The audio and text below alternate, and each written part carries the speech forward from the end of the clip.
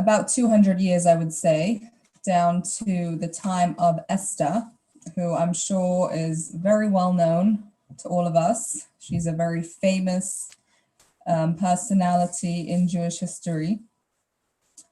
But before we actually start talking about her, I thought it would be nice to just give a brief overview of the history from where we left off by Hannah up until the time of Esther, just very quickly. I feel like it will give us a better picture and a better context of the Jewish people and how their circumstances have changed. So we left off with the Jews in the land of Israel, each tribe in its own area. The Jews didn't have one single central leader, and they didn't have consistent leadership. It's the leader, the shofet, sort of arose as needed and may not have necessarily had influence over the entire land. It could have been, restricted to just a few tribes, depending on where the trouble was.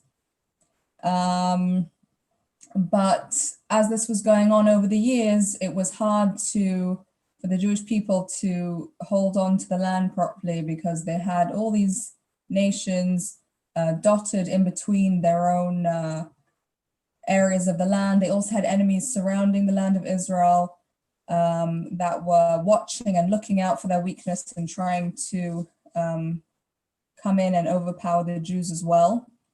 So after a number of years of these shoftim, of these leaders, the last one, who was Eli, he was the high priest that we spoke about last time when we discussed the story of Hannah. So after that point, the Jewish people came to the prophet Samuel, who we spoke about. He was Hannah's son, who was born after she prayed. And they requested that he appoint a king over them, because they felt that with a king, with a powerful central monarch, they could bring all the tribes together and have one cohesive, powerful military arm, and then and be able to conquer the area properly, and then after that be able to establish the kingdom in a stable and powerful way. So the first king was King Saul, and he was from the tribe of Benjamin.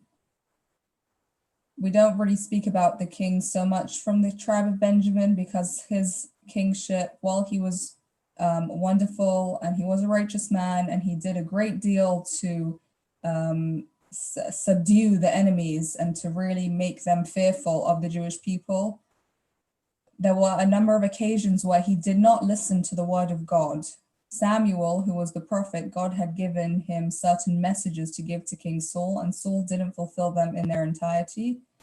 So eventually that led to God saying, the kingship cannot continue down your line in the tribe of Benjamin. It's going to move to the tribe of Judah, to the house of King David, whom we all know about.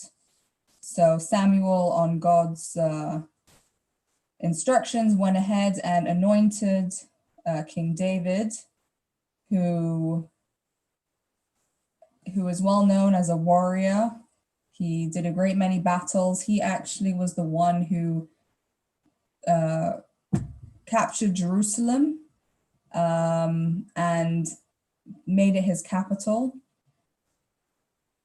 And after that, his son, King Solomon, built the temple over there. So as we spoke about the past few times, the spiritual center of the Jewish people until the time of King Solomon was actually not in Jerusalem. It was in a place called Shiloh. There was sort of a temporary temple there known as the Mishkan.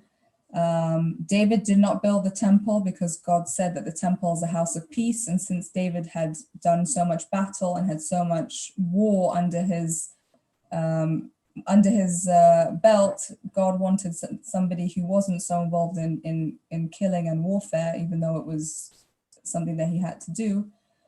So Solomon was the one who actually built the temple. And during that time, all the nations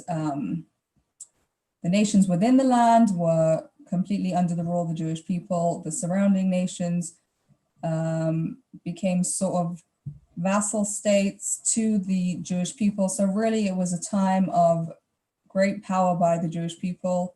Solomon's era is known as the most peaceful time in Jewish history for the Jewish people. It was about 40 years, and that was really the only time in our history when perhaps we were truly living peacefully without being disturbed by other enemies. We were able to serve God appropriately and live in a stable and flourishing society. After his death, after Solomon's death, unfortunately, things went downhill because the Jewish kingdom became split into two. There was arguments over who should become the next king. Obviously, King Solomon's son was going to become the king, but there was a split between the tribes, and there was we had 10 of the tribes on the northern side of the land of Israel, known as the Northern Kingdom, and 2, Benjamin and Judah, in the south, and each one had their king. The temple was in the territory of the south, of the kingdom of the south, and the king of the northern kingdom tried to set up his own temples, which were not for God. They were related to idol worship. He prevented the Jewish people from his kingdom from traveling to the land, to Jerusalem. And in short, it was really not very pleasant at all, and this continued for a long time, many generations. Obviously, the Jewish people became weaker and weaker. Eventually, the power of the land of Babylonia, the king of Babylonia, decided to take advantage of this. His name was Nebuchadnezzar, and he came along, he attacked Israel, and after a number, it took time, and there was, there were prophets warning along the way of what was going to happen, but the Jewish people unfortunately didn't pay heed to them, and the first temple was destroyed. So we are now about 200 years after the time period that we spoke about last class. The first temple has been destroyed, and the king of Babylonia, Nebuchadnezzar, has exiled the Jewish people from the land of Israel to Babylonia. Babylonia is modern day Iraq. The actual city, it's in Iraq. The actual city is about 50 miles south of Baghdad. Anyway, so there were some Jewish people remaining in the land of Israel, but mostly they had been brought down to Babylonia. And from there, they spread and settled in different places. And of course, that brings us to Persia, which was not too far from Babylonia, because Persia is in modern day Iran. And we come to the time where the power has shifted from Babylonia to Persia. We have the king known as Ahasuerus. He was not originally from royal blood himself, but he had power and money, and he managed to get his way into the monarchy. And as we all know, the story of Purim, which starts off with the great feast, the grand banquet that he made, and he invited all of his subjects to. Now, he was a very powerful, the Persian Empire was very powerful. They were a superpower, ruling over 127 provinces. That was practically the whole known world by then. And the reason why Ahasuerus has thrown this party is because he, like I mentioned before, he wasn't really from royal blood, and he didn't have undisputed right to the throne. But at this point, about 3 years after he had started his kingship, he felt like he's now stable, and he's really established himself, and he wanted to celebrate that by throwing this party. And he'd also just taken a new queen, Vashti, and it was also to celebrate her. So this party is described in the Megillah, in the scroll of Esther, as unbelievably, incredibly lavish, from the from the decor, the couches, the dishes that were used, the goblets. It says that they used, every time somebody wanted a drink of wine, they would be brought a new cup, a new golden goblet. It was really extremely, extremely ostentatious, with all the food and the wine. And they would bring wine to each individual. They would ask them how old they were, and they would make sure to bring you wine that was older than your age. And this party went on for 180 days, which is, if we try and think about that, I think it's hard for us to fathom the revelry and, the absolute, free partying that was going on for that long. And then after that, Ahasuerus decided that he needs to make a special party for the people of his own capital city, which was Shushan. Now, what happens at this feast? Ahasuerus becomes very drunk. Who's surprised? And in his drunkenness, he decides that he wants to show off his wife, his new wife Vashti, and he calls for her to come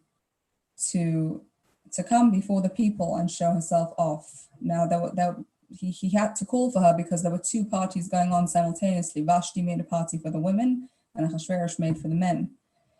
Now, she refused to come.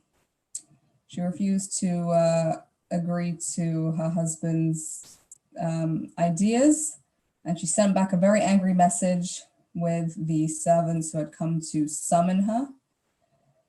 And when Ahasuerus hears about this, he becomes extremely furious, and he doesn't know what to do. And on the advice of Haman, he executes her.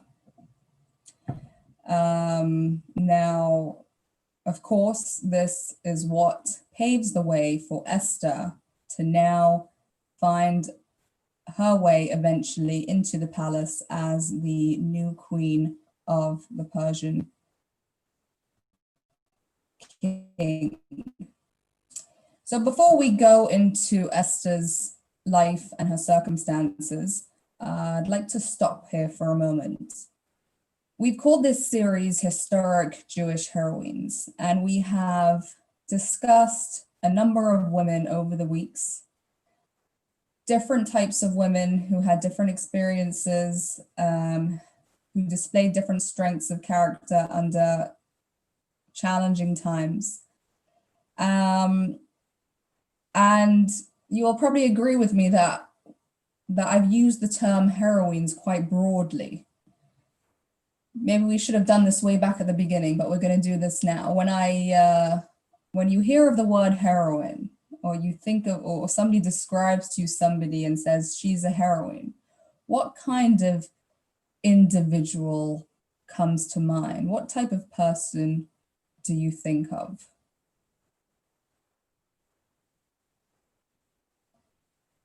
If you'd like to answer or share your ideas, feel free to unmute yourself.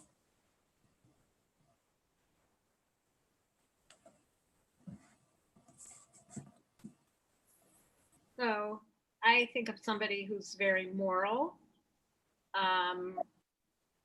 has a strong strength of character, courage. Right. Okay, so these are not in the conventional way, perhaps, or in a more simple sense. You might think of a hero or a heroine displaying physical strength, or destroying the evil guy, which obviously is also heroism. But you're bringing up very important character traits and ideas of strength and courage, which are not necessarily physical force, but very powerful, strong inner traits, which may be even harder to find or to muster up. Is there anything that anybody else would like to add?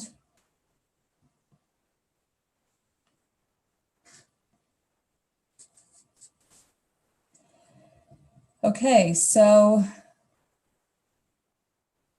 I guess that term is quite accurate then, because many of the character traits that we have highlighted have been focused on more internal dimensions, which have shown themselves in different ways. So we're going to see the same thing about Esther. We're going to see how she displayed such an inner courage and inner strength of character, very, very moral, and held very fast to her principles without anybody even knowing, or without anybody being able to judge. It was all in the privacy of her own quarters. So Esther, she actually starts off as an orphaned girl. She's introduced to us in the Megillah as an orphaned girl who is raised by Mordechai. Mordechai is actually her cousin, obviously older than her. So when her parents passed away, he took her in to raise her. And Mordechai was extremely righteous. He was the leader of the Jewish people at the time.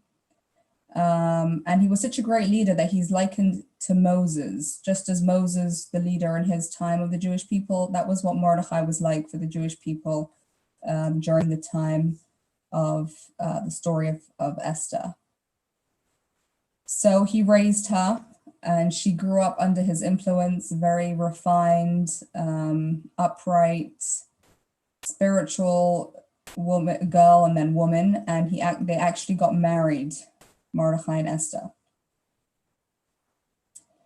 And then comes along this decree from the king of Persia. He has lost his wife and he's devastated. He's alone, and he's at a loss. What should he do now? And he gets the advice again from Haman and his advisors that he should call for all the beautiful maidens in his entire kingdom to come and display themselves before him, and Ahasuerus himself will choose the one who he deems most beautiful. Now this search went on for a very long time. They did one round and nobody was to Ahasuerus' satisfaction, and eventually he decreed that you don't have a choice about coming forward, you must come forward. And he sent scouts out to look for beautiful girls who hadn't yet come to the palace. And of course, Esther was not interested at all in joining this beauty pageant of sorts. She did not in any way seek to become part of the Persian kingdom, but the scouts and the soldiers of Ahasuerus discovered her, and they came to bring her to the palace. She was left with no choice. And as she was leaving, Mordechai advised her that she should keep her religion a secret. She should not tell anybody that she is Jewish. So she arrives at the palace, and there's a very well-oiled regimen set up for all the women who are coming. They have to go through a 12-month beauty treatment before they can present themselves to the king. They are offered all the range of cosmetics and perfumes and clothing and jewelry, whatever they would like in order to be able to have the best chance of impressing the king. And Esther refuses everything because she has absolutely no desire to make a good impression on the king. She doesn't want to be chosen as the new queen. So she does whatever she can to diminish her beauty. The only thing she does request is she asks for 7 maidservants, 7 ladies in waiting to help her. Why? So that she can have one young girl on each day of the week. Each one would come on the same day of the week. One would come on every Sunday, one every Monday, and so on. So that first of all, she would know when Shabbat is. She would know that when the 7th day is, and that day is Shabbat. And second of all, that her observance of Shabbat would not become noticeable, because the girl who would come on the 7th day, she was only there on the 7th day. So when she would see that Esther is not working, she would think to herself, okay, she never works. She's always, she always just sits and meditates and doesn't do any sort of labor. So this was one thing that she did in order to keep up her Jewish observance completely, even while she was at the royal palace, and also to keep it unknown and hidden from everyone. And we all know that despite her efforts, she was eventually chosen as the new queen, and became the wife of Ahasuerus. But she continued to keep all the aspects of Judaism within the palace. She told everybody that she has a special diet and she can only eat certain things. And of course, that was the way that she kept kosher. And she even kept the laws of family purity while she was at the palace, which, must have taken tremendous ingenuity to be able to execute that, because obviously she was still married to her husband Mordechai, which Ahasuerus did not know about. And she would observe the laws, she would go to the mikveh, she would stealthily steal her way out of the palace back to her husband Mordechai to be able to be with him, and then come back to the environment of the royal palace. So she really lived this double life and kept her Judaism under wraps, despite the tremendous difficulty. She was in a very difficult situation. The commentaries tell us that she developed a green complexion because she was so repulsed by the indulgence and the focus of pleasure and all the materialism of the royal palace, and the fact that she had to endure that lifestyle because she was forced to be the king's wife. And the Talmud describes Esther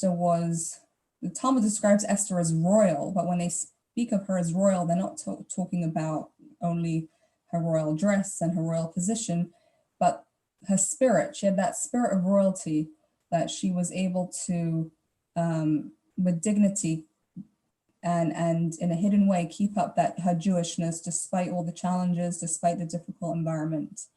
And in fact, her name, Esther, means hidden. Lahastir or Astir means I will hide, because Esther was hidden, she hid herself. And it was also during that time that God hid himself. He was hidden from the Jewish people, and we're going to talk about that a bit more shortly. It actually says in Eshet Chayil, who is the woman of valor, it speaks about Sheker hachen vehevel hayofi, Isha yirat Hashem hi tithalal. It speaks about how beauty is false, and what's the real beauty? Fear of God. That's what's praised.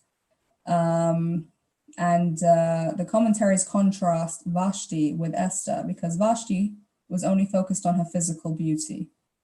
And when that was taken away from her, she had no reason any longer to show herself before the people. But Esther, on the other hand, did not focus on her physical beauty. And she didn't try to make herself more physically beautiful.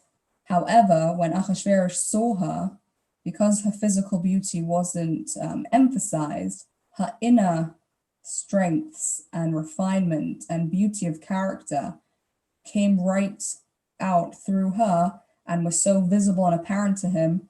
And that was something that was the reason why he was drawn to her and why he actually chose her to become his queen.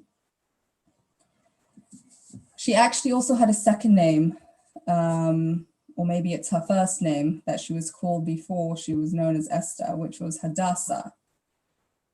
Hadassah comes from the word hadas or hadassim, which is the myrtle leaves that we actually use them when we shake the lulav and etrog, the 4 kinds, on Sukkot. So there's 4 different types of leaves and plants.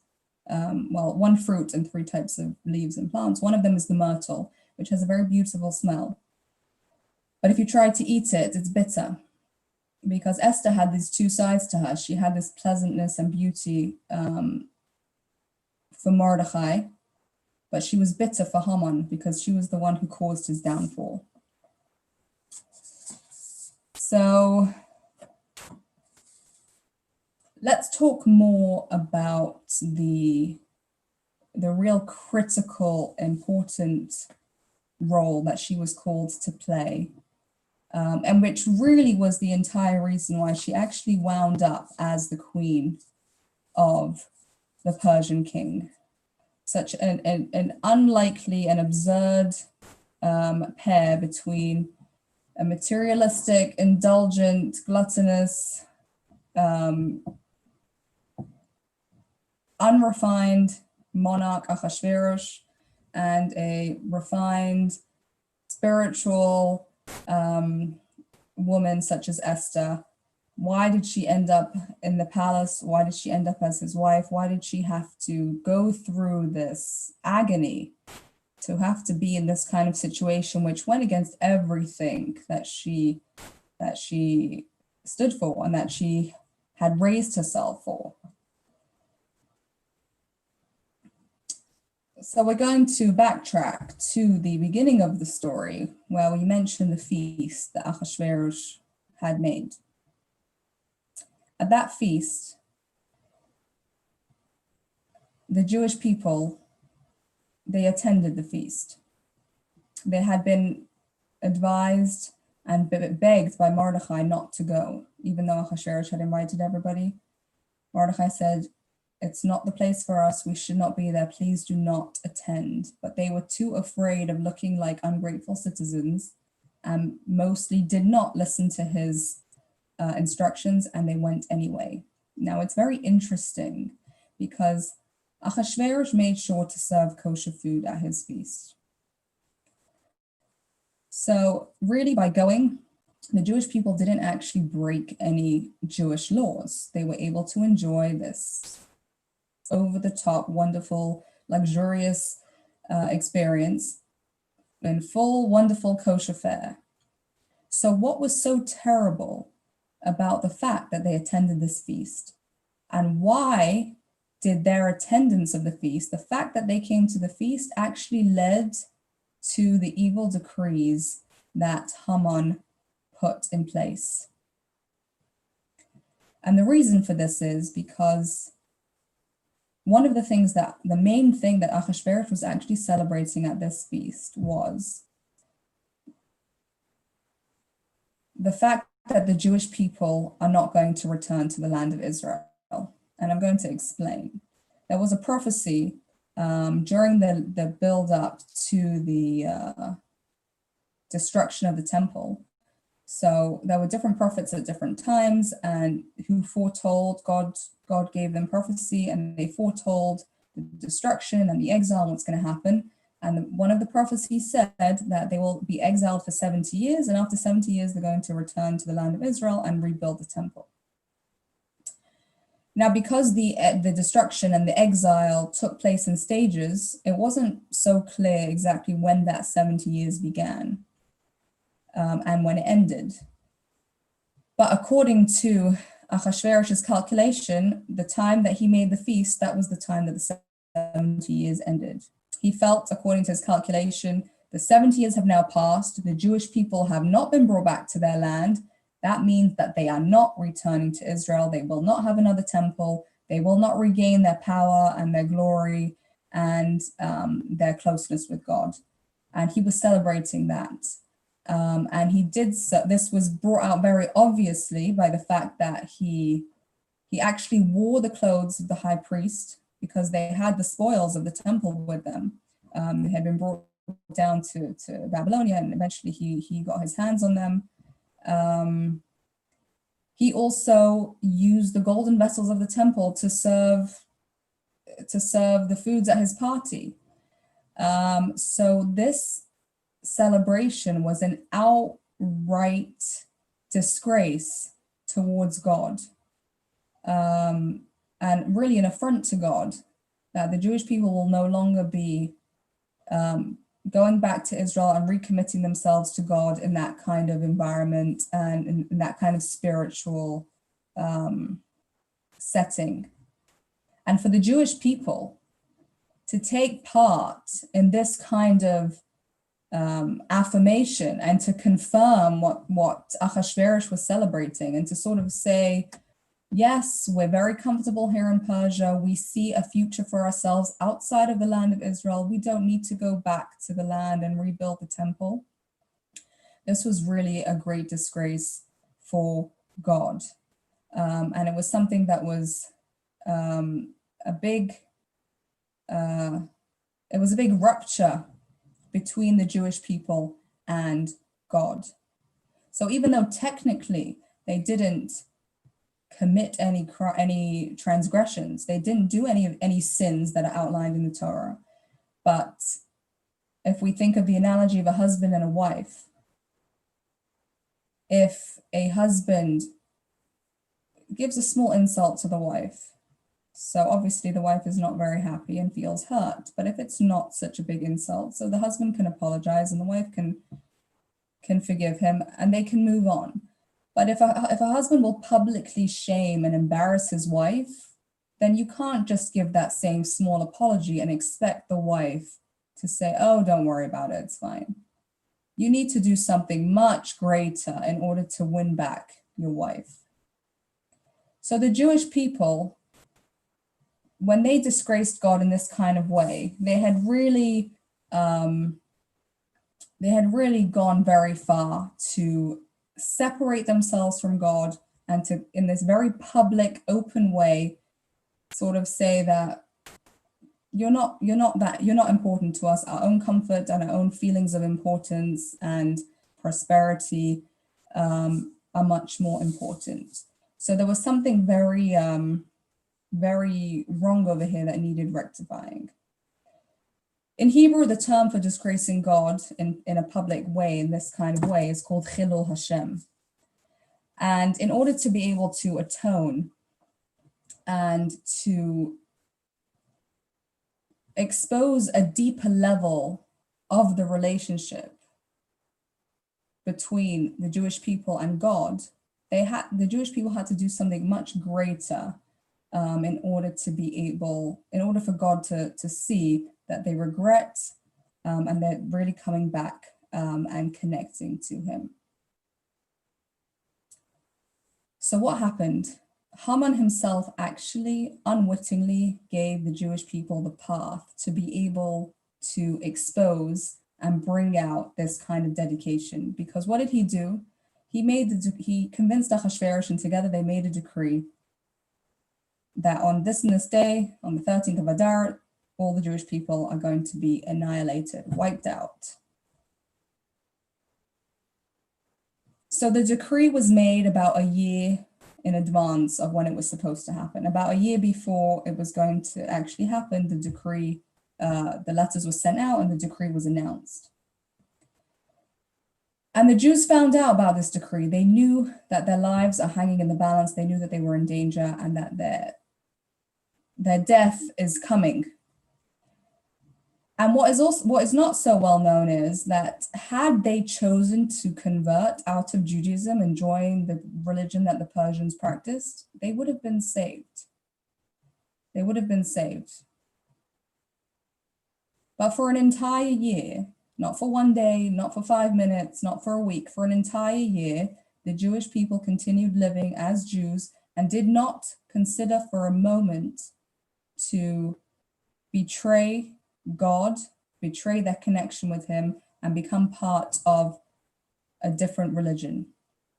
And through doing this, they proved to God that their loyalty to him and their connection with him is so strong and so deep that it even goes beyond their own desire for their own life.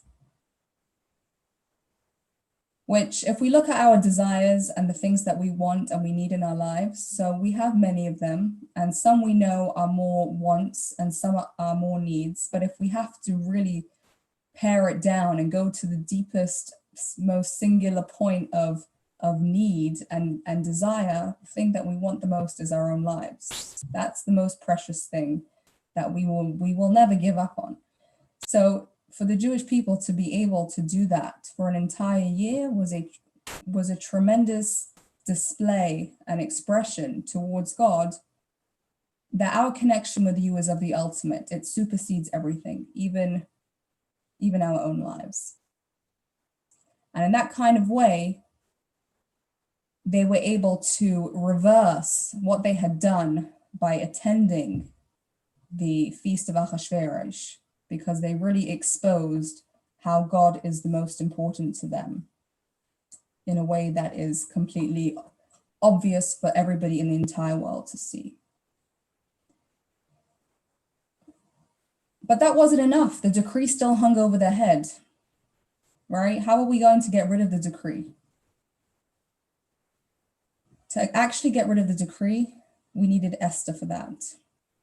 She alone was the one who was able to bring the sacrifice of the Jewish people to an even higher level of sacrifice, so that in actual fact, Achashverosh would annul the decree and the Jewish people would be saved. And we're going to look at Esther's actions, and we're going to see that her self-sacrifice wasn't just, I mean, you can't call self-sacrifice regular. You can never say that there's a regular self-sacrifice. Giving up your life is a regular self-sacrifice. I mean, that just sounds bizarre. Giving up your life is supreme. It's beyond what we can even imagine. But Esther was able to reach a level even beyond that. What did Esther have to do? Mordechai asked Esther to go before the king and plead for the Jewish people, and tell the king that she's from the Jewish people and they're being threatened, and he should save them. Esther, she heard Mordechai's instructions. She asked him to make sure that the entire Jewish people pray and fast, because she knew that she can't only act on her own. She knew that she needs to prove that the Jewish people themselves are ready for this sort of connection with God. But what Mordechai was asking of her was really a double risk. First of all, on the most basic level, Esther was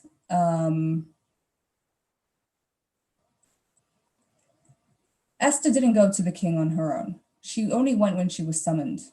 That was the way that it worked. And really, for her to go on her own was a risk for her life, because if she would arrive unannounced without having been called, the king could choose to kill her.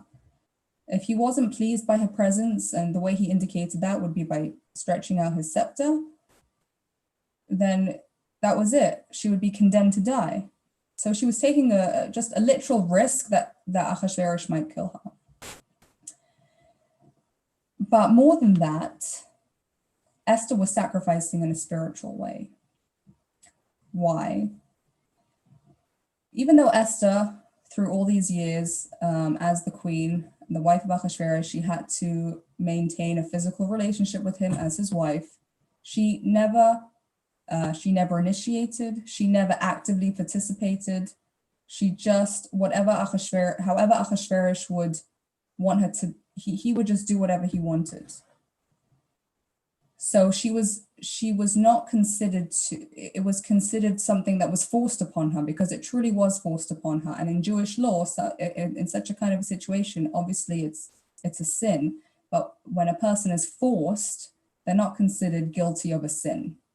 If you choose to do the sin, then you're guilty of the sin. If you're forced into sin, you're not guilty of that sin. It's something that's been forced upon you. But in this particular situation, Mordechai was asking her to go willingly. And as she answers to Mordechai when he makes this request of her, she says, Ka'asher avadati avadati. She says, I will go and do as you ask, but if I will be lost, I will be lost. Okay, we have this double term, avadati, avadati. Why? Because she's saying to Mordechai, I'm going to lose doubly. I'm going to lose physically and also spiritually, because the sin of adultery is a cardinal sin in the Torah. And she would really be cutting off her spiritual connection by going through with this act. But she was Esther. She was completely devoted to the Jewish people. She knew what was at stake, and she did not hesitate. She didn't hesitate not to give up her physical life, and she also didn't hesitate to give up her spirit, her eternal spiritual connection.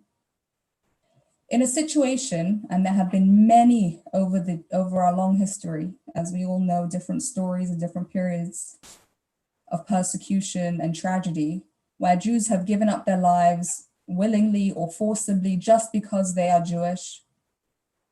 So while it's terrible and tragic that the physical life has ended, the soul lives on, the connection with God, it lives on. But through doing this kind of thing, Esther was putting her spiritual connection and her soul's well-being in grave danger. So for eternity, she didn't know where she would end up. But that did not deter her. She was so selfless, her selflessness went through all the levels and all the layers, and she didn't get stopped by any kinds of considerations.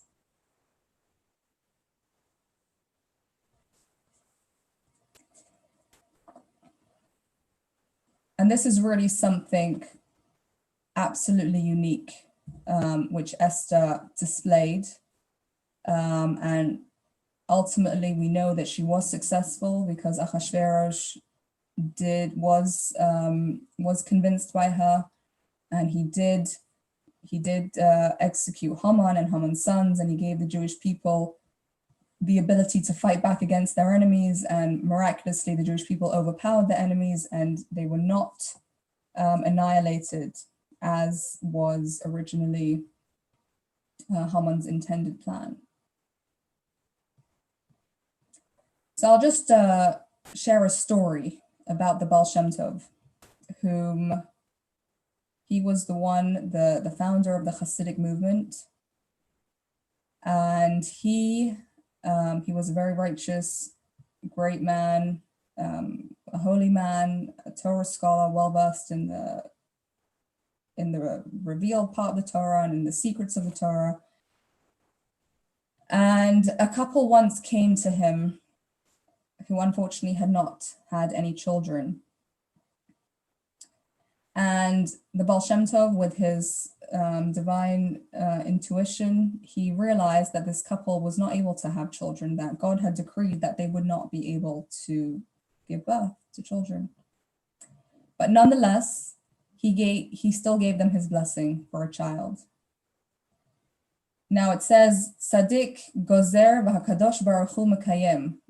A righteous man gives a decree and God fulfills it. Once the Baal Shem Tov gave his blessing, God had to fulfill his blessing and had to give the couple a child.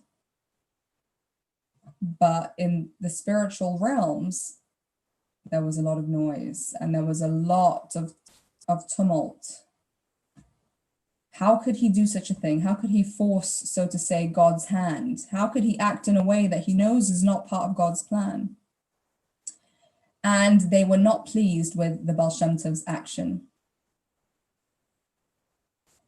So it was decreed in heaven that the Baal Shem Tov is losing his olam haba. He's losing his world to come. His portion in the world to come, he is not going to have because he has gone ahead and done this. He's done this thing. He's given a blessing and forced God to give a child where God had planned otherwise.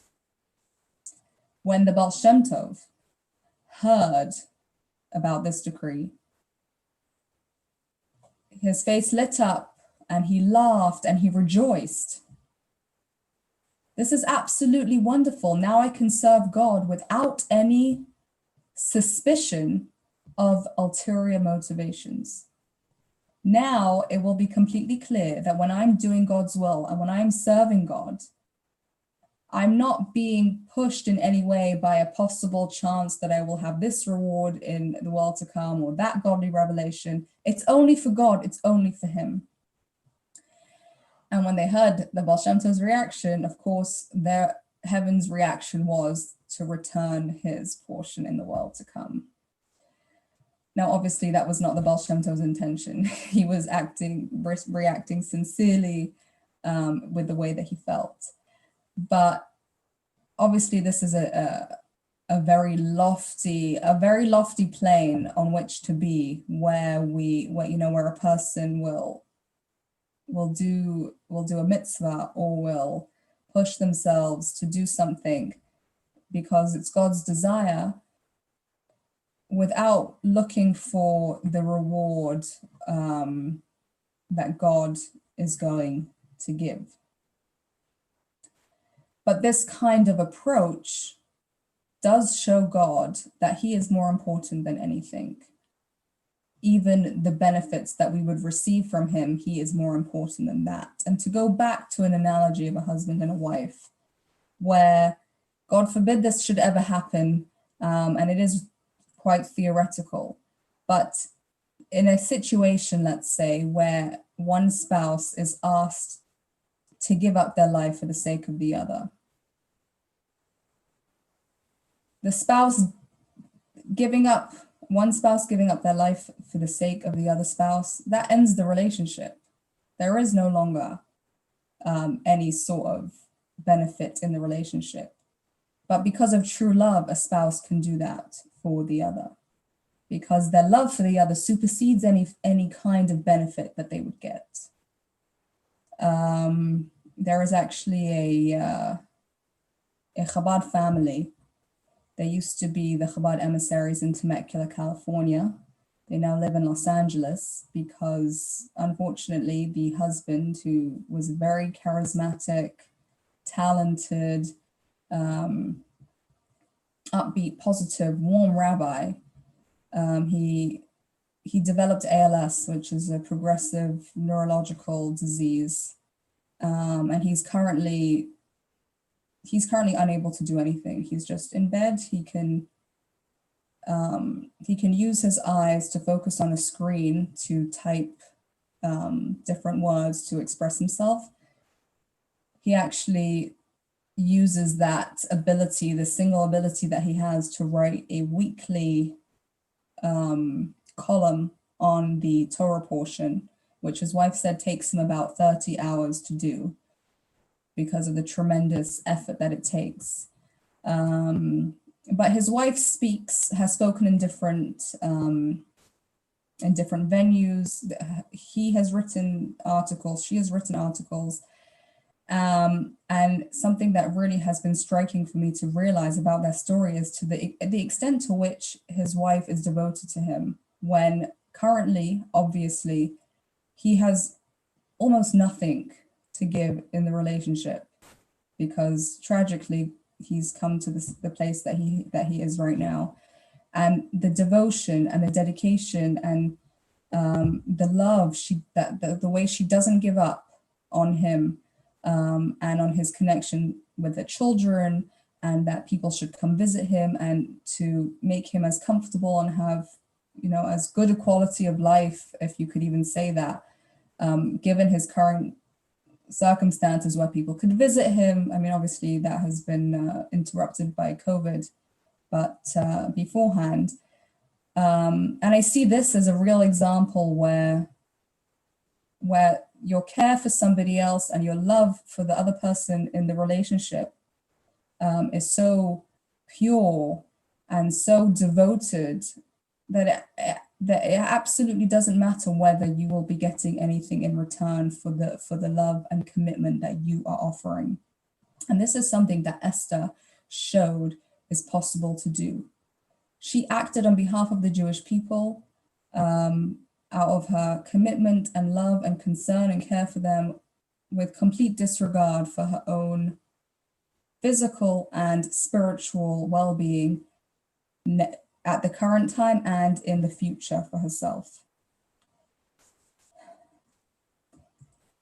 It's hard to bring this story into practicality for ourselves, because this is obviously a situation that nobody faces.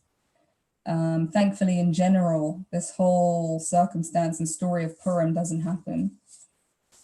But if we take it as an analogy, again, to go back to the story of the banquet of Achashverosh, it says that when he made the feast, he set it up la'asot kirtzon ish va'ish, to do according to the desire of each and every person. Like I said, the wine according to the, older than the age, different things that every single person should be pampered and have a completely wonderful time.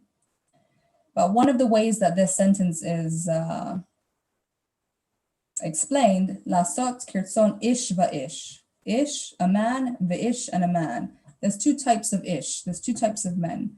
There's types like Haman, wicked, evil, who are out to destroy and kill and advance their own egos and make themselves powerful and completely selfish.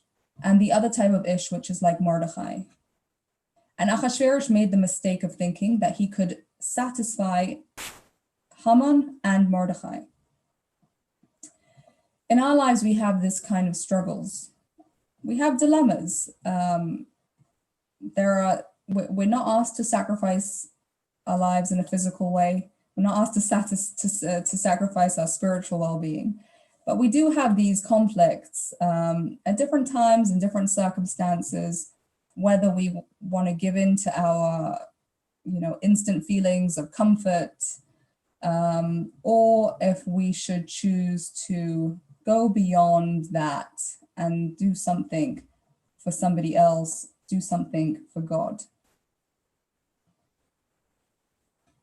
So we have that more physical, egoistic, selfish, base part of ourselves, and then we have the godly, spiritual, more sensitive part of ourselves that wants to go beyond and transcend our physical limitations. So from Esther, we receive this ability to pull away from the side of ourselves that pulls us into the Haman kind of mode, and to focus more on the Mordechai and Esther, which is the more godly part of ourselves, the part of ourselves that looks for a higher truth, that looks deeper into the reality. And even though there's the situation in front of me, the simple surface layer of the situation, but to also look deeper than that and see the purpose and the meaning, and try to understand what is the way for me to act that will make this particular circumstance achieve what God wants it to achieve. And this kind of dynamic can express itself really in the smallest kind of situations and decisions. And it's quite powerful how we can really bring a godly or holy moment into everyday little things. So that's quite a big story, quite a heavy story, a lot to think about, and hopefully take some courage for ourselves. Some from Esther's vast treasure of courage and self-sacrifice, we can take a little bit of it and use it in our own lives to help ourselves and help those around us. Would